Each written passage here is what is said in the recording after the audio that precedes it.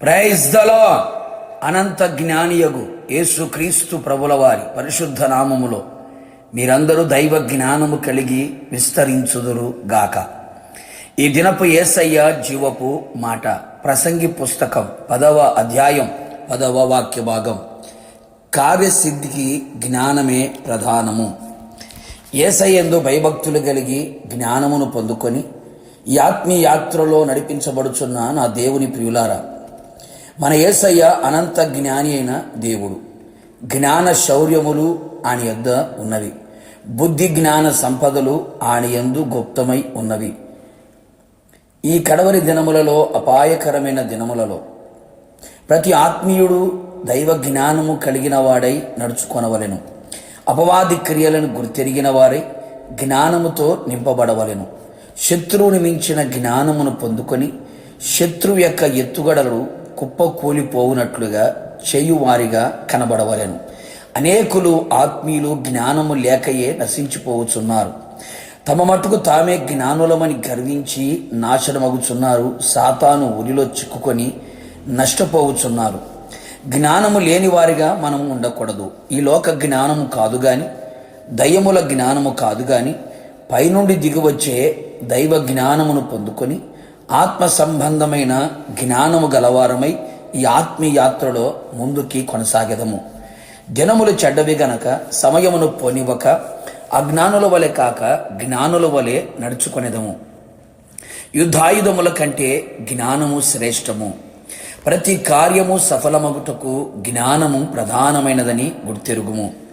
వ్యక్తిగత జీవితంలో, కుటుంబ జీవితంలో, ఆత్మీయ జీవితంలో కట్టుకొని స్థిరపరచబడినట్లుగా జ్ఞానము చాలా అవసరమై ఉన్నది. యేసుక్రీస్తును గూర్చిన అతి శ్రేష్టమైన జ్ఞానము పొందుకొని జ్ఞానుల వలె యేసయ్య ఎదుట సాగిలపడి ఆయనను మాత్రమే పూజించెదము. కార్యములన్నీ చక్కబెట్టునట్లు జ్ఞానము చాలా ప్రాముఖ్యమై ఉన్నది. జ్ఞానముతోనే క్రీస్తు వాక్యమును హృదయములో సమృద్ధిగా నివసింపచేయదగును. ఎవరికైనాను జ్ఞానము కొదువుగా ఉన్న ఎడల దేవుని యొద్దకు రావలెను. ఆయన ఎవరిని త్రోసివేయక ధారాళముగా జ్ఞానం అనుగ్రహించును. ఆహా, దేవుని బుద్ధి జ్ఞానములు బాహుల్యము ఎంతో గంభీరము కదా. యేసయ్య పాదముల చెంత నిలిచెదము. ఆయన యందు భయభక్తులు కలిగి ఉండెదము. ఆయన వాక్యము చేత నడిపించబడేదము. దేవుని యొక్క ఆత్మ చేత ముద్రించబడేదము. జ్ఞానమును పొందుకునేదము.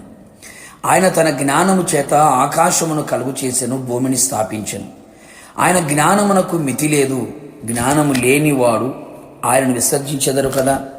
కావున దేవుని బిడలారా, ప్రతి విషయములో సమయోచితమైన జ్ఞానము కలిగిన వారమే ఈ ఆత్మీయ జీవితములో, ఈ ఆత్మీయ ప్రయాణములో మన ఆత్మీయ జీవితాన్ని కాపాడుకుంటూ ఆయన ఆర్భాటముతోనూ ప్రధాన దూత శబ్దముతోనూ దేవుని బోరతో మధ్యాకాశములకు వచ్చినప్పుడు ఆయన మనము ఆత్మ చేత ఎదుర్కొనేదము. యుగ యుగములు ప్రభువుతో కూడా నిలిచి ఉండేదము. ప్రార్థన. కృపాసత్య సంపూర్ణమైన నా ప్రియ పరలోకపు తండ్రి, నీ పరిశుద్ధమైన పాదములకి స్తుతి స్తోత్రములు చెల్లించుచు ఉన్నాం.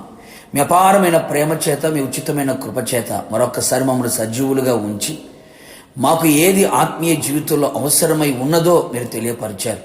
ప్రతి కార్యము సఫలం అవ్వడానికి జ్ఞానము ప్రధానమైనది అని సెలవిచ్చారు.